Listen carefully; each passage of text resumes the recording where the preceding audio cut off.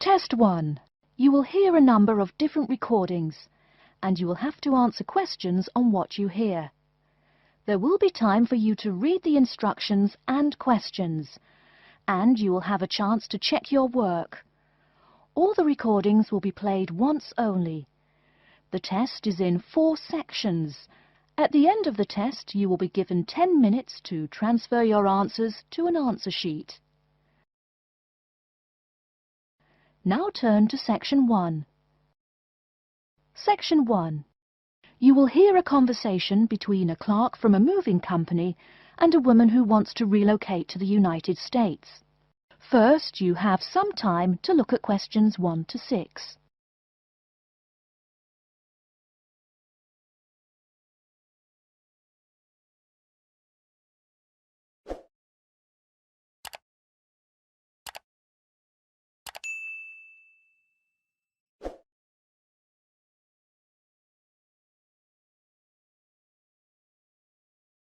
You will see that there is an example which has been done for you. On this occasion only, the conversation relating to this will be played first. Good morning, ma'am, and welcome to Australia's Moving Experience. How can I help you? Well, I hope you can help me. I'm so up in the air right now. Just calm down now. Let me guess. You're moving and it has you a little confused. That's it exactly. You see, I'm relocating to the United States next month, and I'm having a hard time getting organised. Here, fill out your name and address and let me ask you a few questions. Oh, what should I call you? My name is Jane Bond. The woman says that her full name is Jane Bond, so Jane Bond has been written in the space. Now we shall begin. You should answer the questions as you listen, because you will not hear the recording a second time. Listen carefully and answer questions 1 to 6. Good morning, ma'am, and welcome to Australia's Moving Experience. How can I help you? Well, I hope you can help me. I'm so up in the air right now. Just calm down now. Let me guess. You're moving and it has you a little confused. That's it exactly. You see, I'm relocating to the United States next month, and I'm having a hard time getting organised. Here, fill out your name and address and let me ask you a few questions. Oh, what should I call you? My name is Jane Bond. OK, Jane, first of all, what's your work phone number? In case I have any questions about things. My work phone is 9463 550. But please try not to call me too often there. My boss hates personal calls. So does mine, ma'am. So does mine. And what address should we ship your things to? My new company is letting me stay temporarily at 509 Clark House. That's Clark. 1137 University Drive in Seattle. Seattle? Beautiful city, I hear. Mountains right beside the ocean almost. Cooler than Australia, too. OK, and when should we come pack your things?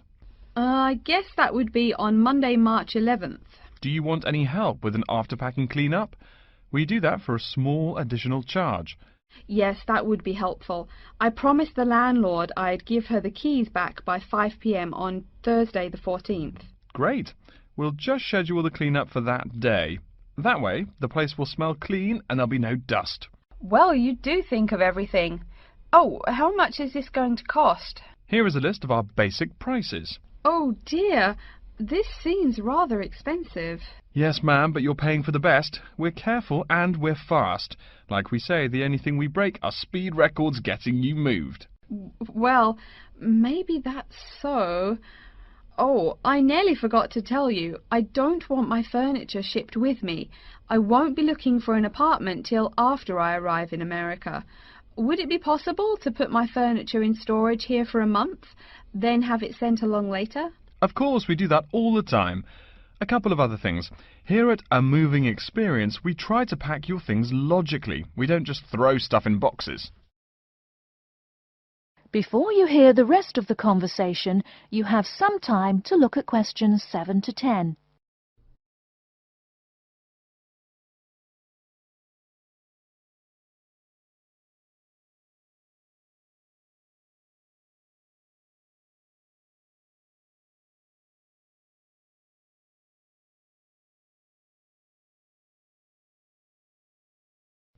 Now listen and answer questions 7 to 10. Do you have any special requests? You know, things you want packed in some special place so you know where to find them. Like what? Oh, I don't know, things like dishes maybe. Not to be rude, but you look like a lady who likes to eat. Ah, yes, I need my dishes and things where I can find them quickly. Great! We'll put those dishes and cutlery in what we call the emergency pack. Can you think of anything else?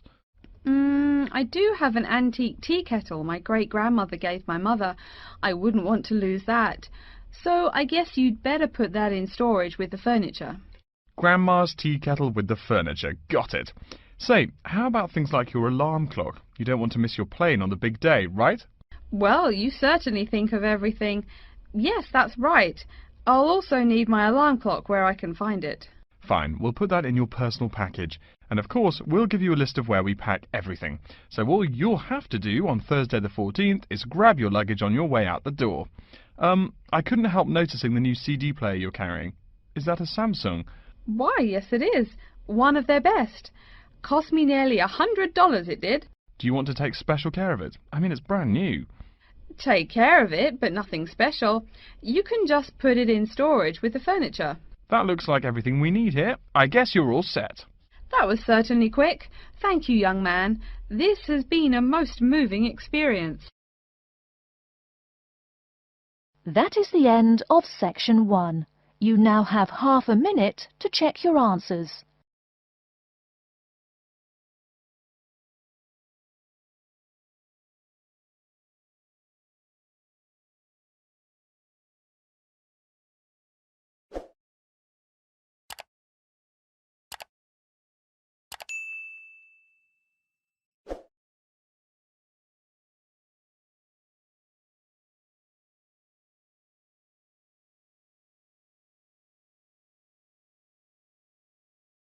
Now turn to section 2.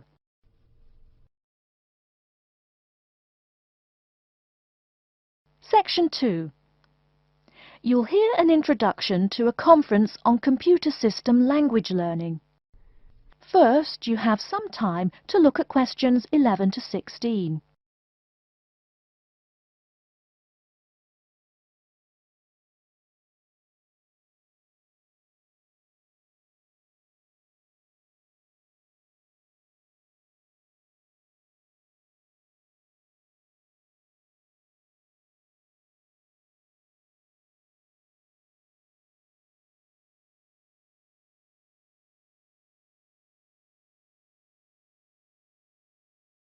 Now, listen carefully and answer questions 11 to 16.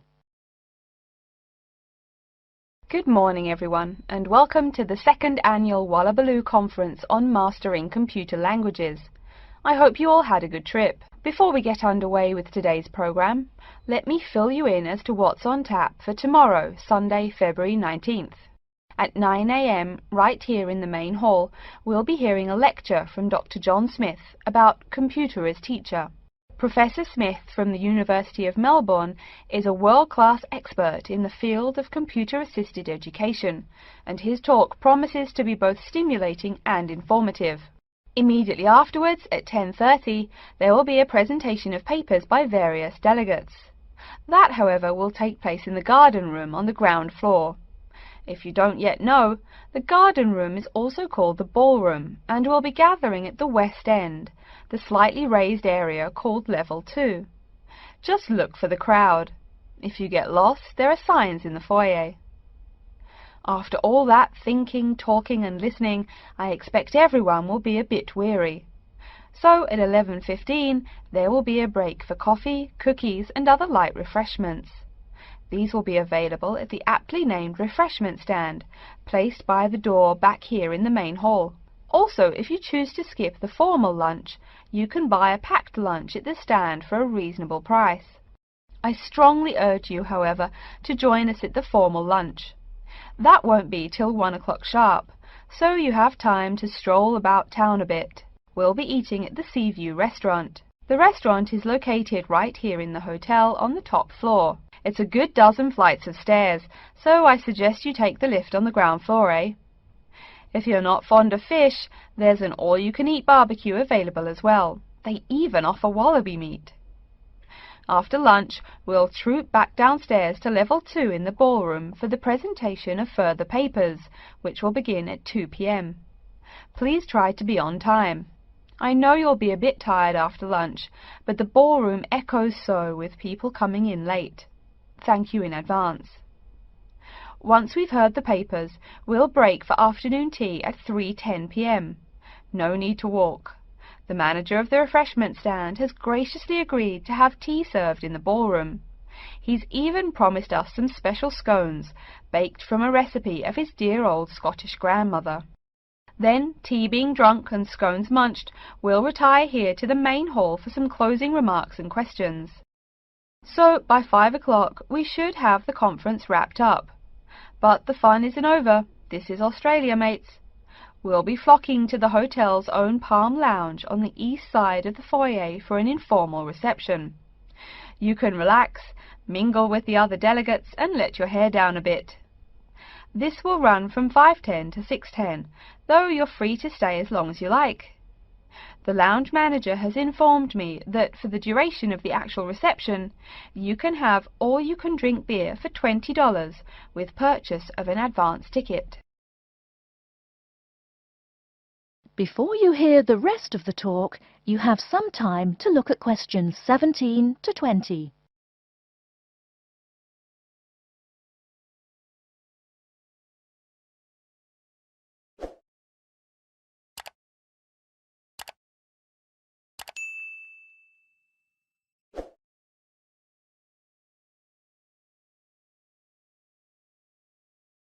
Now listen and answer questions 17 to 20.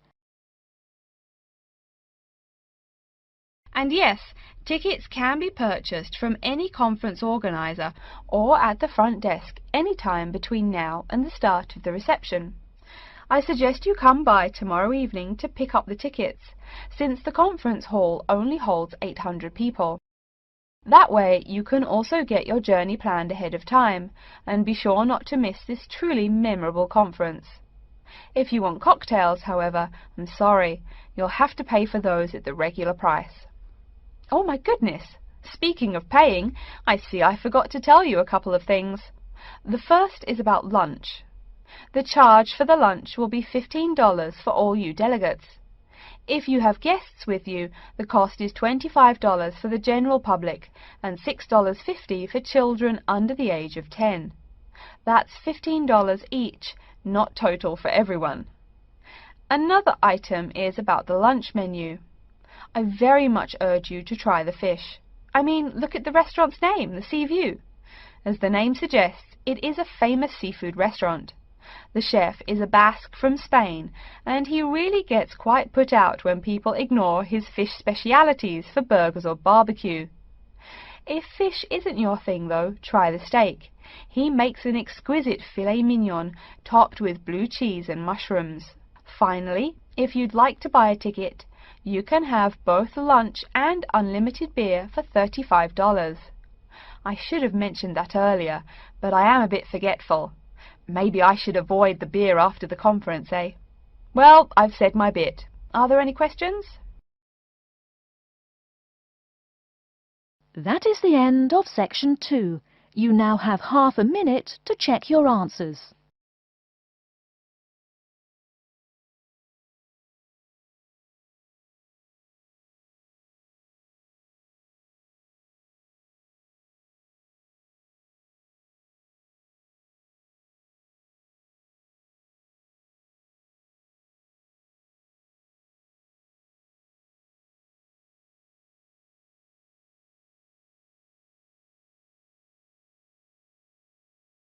Now turn to section 3.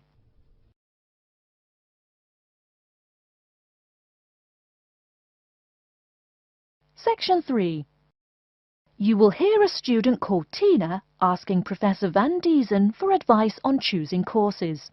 First, you have some time to look at questions 21 to 26.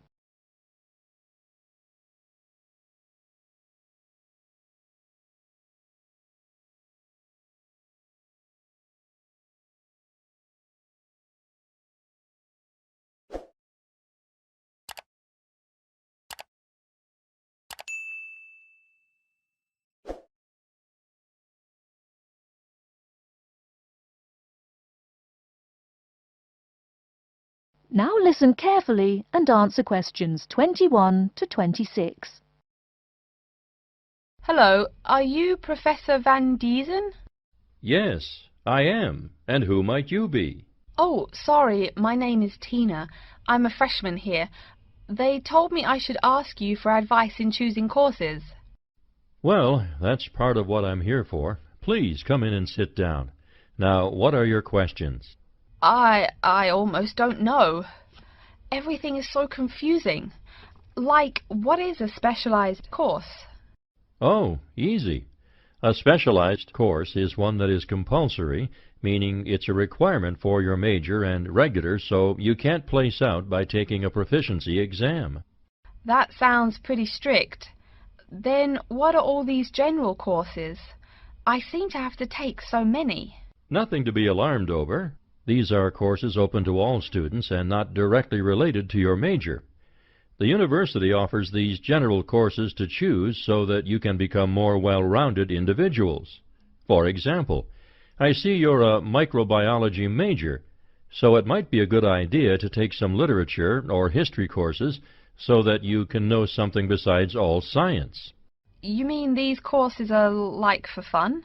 That might be one way to look at it, but don't tell the literature professor such a thing. Think of a general course as the opposite of a specified course.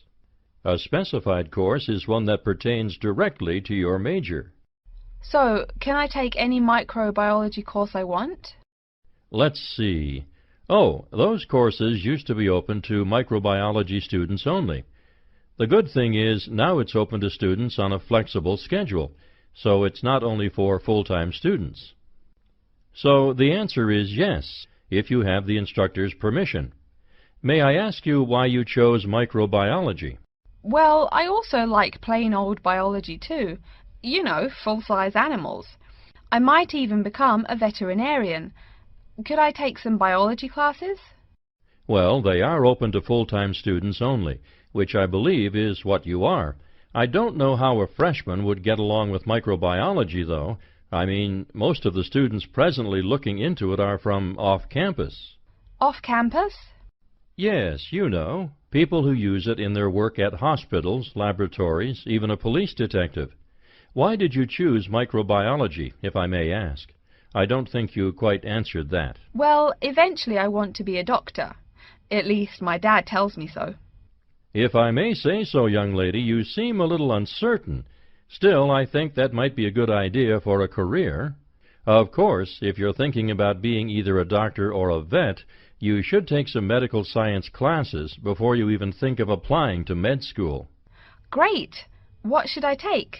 There is one small problem. The new medical sciences building is under construction, so there are no experimental facilities available until next year. I'm afraid you'll have to wait, but don't forget to take those courses at the first opportunity. Oh, bummer. Is there any other course you'd recommend for someone like me? Well, since you seem to like animals, have you ever thought about looking into environmental science? No, I never really thought about it before. Is it worthwhile? Quite. In fact, it's the fastest growing subject on this campus. Before you hear the rest of the talk, you have some time to look at questions 27 to 30.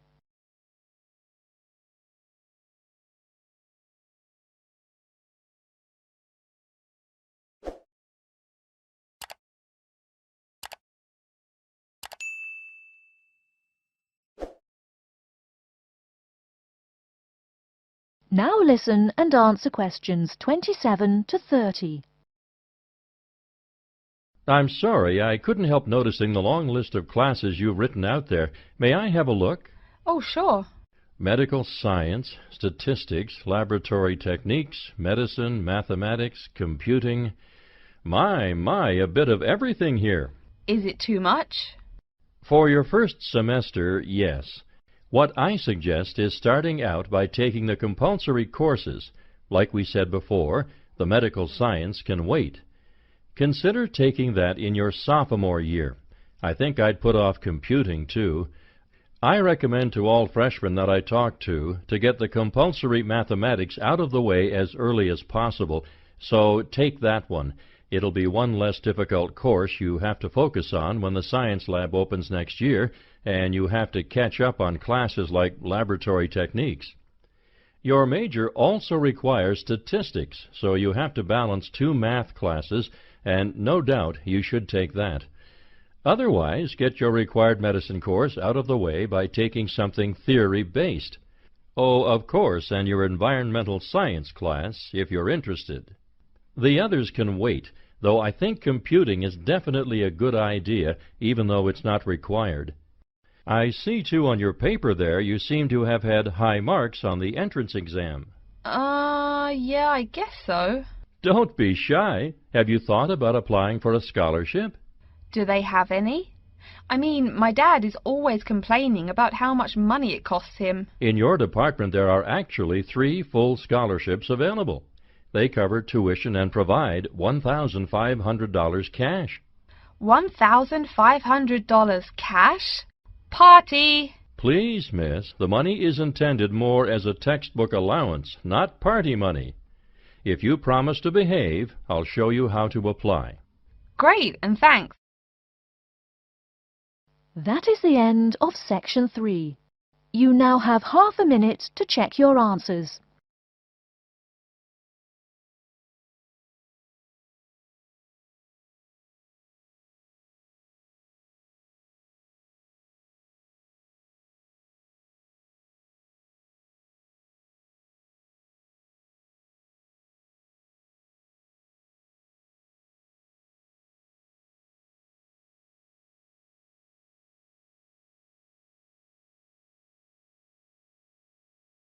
Now turn to Section 4.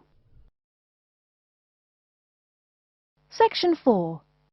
You will hear a lecture about how to choose flooring materials. First, you have some time to look at questions 31 to 40.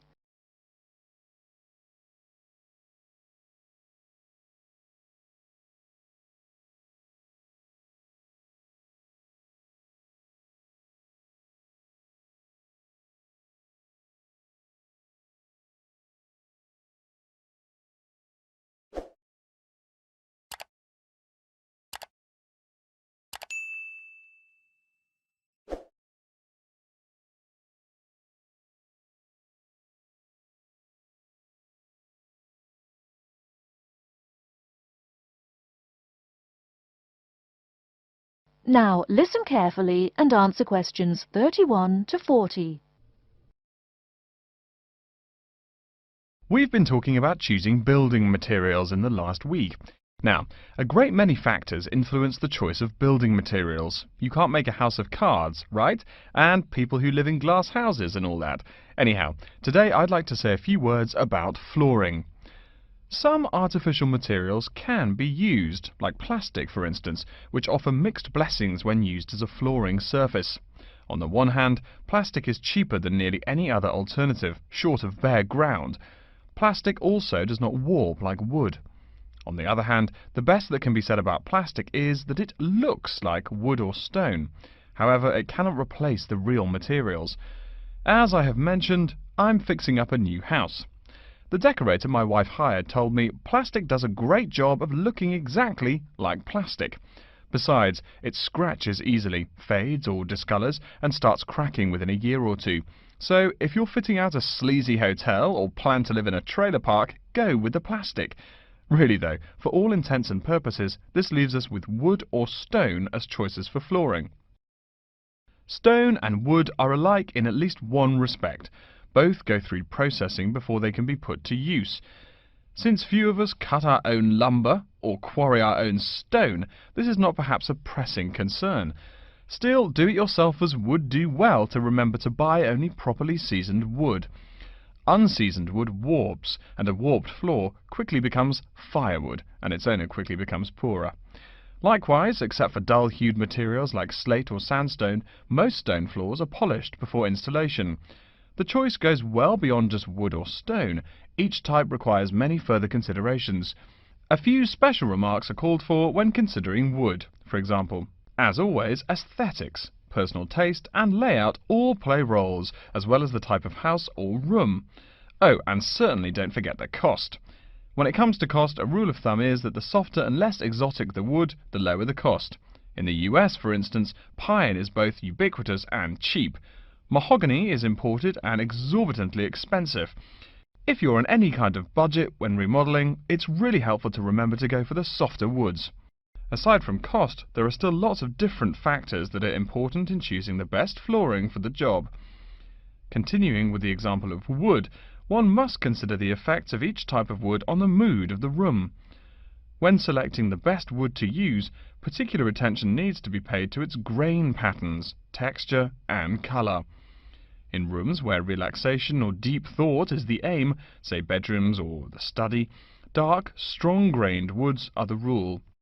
Here, the grain ought to match the furniture for a feeling of homogeneity. In rooms where activity and motion are typical, the dining room or living room, lighter, finer-grained lumber is more suitable. In such a setting, the wood grain might be useful in offering a contrast to the furniture. This leads to a feel of subconscious excitement in keeping with the room's function. In either case, though, consult a decorator. It is a decorator's job to know what materials to use to fit the function of the room. Though some things about putting together a room are subjective and based on one's individual taste, materials appropriate to a room's function are much more straightforward. A decorator takes the needs of the customer and uses a mathematical formula rather than subjective words. Since feelings vary from person to person, verbal descriptions of wood types tend to be ambiguous. You want the wood you select, not something approximate. And if you do decide to do it yourself, remember that all wood must be treated with preservatives to enhance its appearance and preserve its natural beauty. In the case of stone, or quarry tile, as flat-cut flooring stone is properly called, a new set of considerations must be weighed up. Simple colour aside, the degree of reflection must be kept in mind. This is called the reflectance rate, which is expressed in a number between 0.0 and 1.0, depending on the amount of light it reflects. At one end of the scale is polished silver. At a rating of 1.0, this shiny surface reflects nearly all of the light directed at it. Numbers closer to 0 describe materials that absorb more light. Moving down the scale a bit, we see that plastic that has been painted white has a rate of 0.8, which makes sense. We know that the colour white reflects all other colour, while black absorbs all colour, and plastic itself is a relatively reflective material. Materials that are denser and darker have reflectance rates much closer to 0. The quarry tile I mentioned a while ago has a rate of 0.1. As you may know, quarry tile is generally dark brown and made from clay, so it is quite dense. Of course, there is considerable variation among types of quarry tile because of the hue or treatment of the clay during its creation. Does anyone have any guesses as to what material may have a rate of almost 0.0? We can guess most of these materials are black in colour, but plastic, wood and even stone reflect some light. One material with a rate of almost 0.0 is black velvet. The texture produces almost no shine at all. Carrara marble, despite its white hue, is actually lower in reflectivity than black onyx. In any case, the fact that tiles vary somewhat should not be forgotten. A highly reflective floor would not be suitable in a library. It would be indispensable in a ballroom, should your home be large enough to feature one. Again, a rule of thumb is that light means lively. Since form and material follow function, one should only use the more reflective materials in rooms where the cultivation and expression of energy is important. Bear in mind, too, that most types of stone cost more than all but the rarest of wood. Of course, there is no reason why some rooms of a house should not feature wood floors or other stone tiles. You can even mix the two. A room with wood panels on the walls can have a beautiful stone floor. My bedroom has white birch walls and a light blue slate floor. The place looks like a Russian hunting lodge. Remember though, go with what feels right for you. Good taste and the laws of interior design are the homeowner's servants, not his master. It's only beautiful when you decide it is. I mean, you're the one who lives there, not the decorator, right? Okay, are there any questions? That is the end of section 4. You now have half a minute to check your answers.